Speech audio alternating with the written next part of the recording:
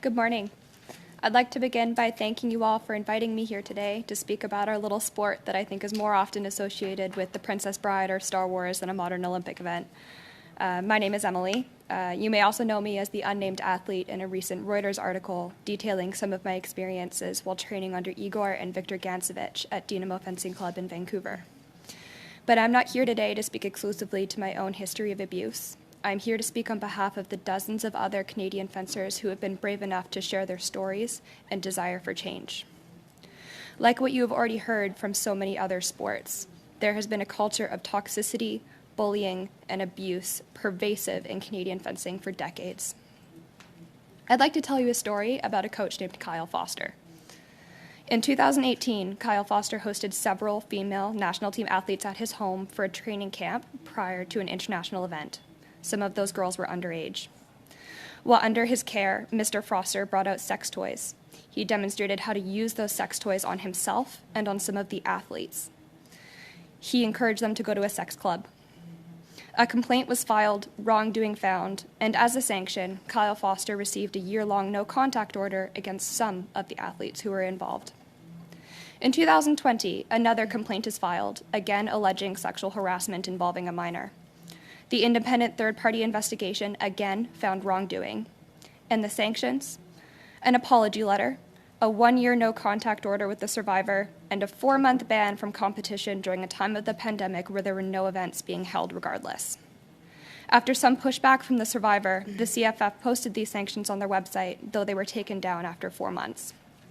Kyle Foster is the owner of the Canadian Fencing Academy in Oakville, Ontario, team leader at Toronto Metropolitan University Fencing, and is an accredited member of the Canadian Fencing Federation, the CFF.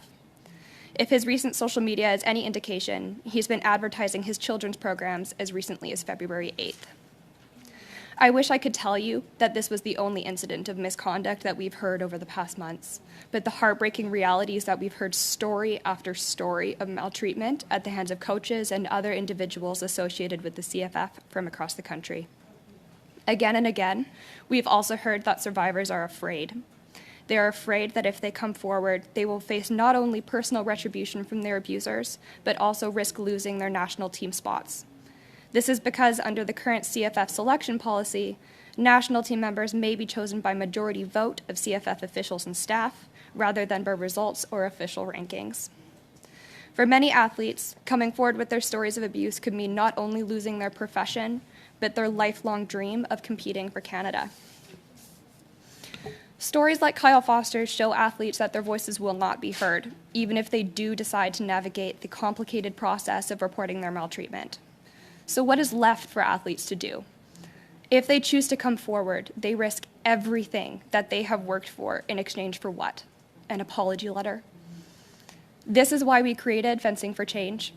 We love this sport. This is where we've grown up, met our closest friends, and learned our most valuable lessons. But our athletes are hurting.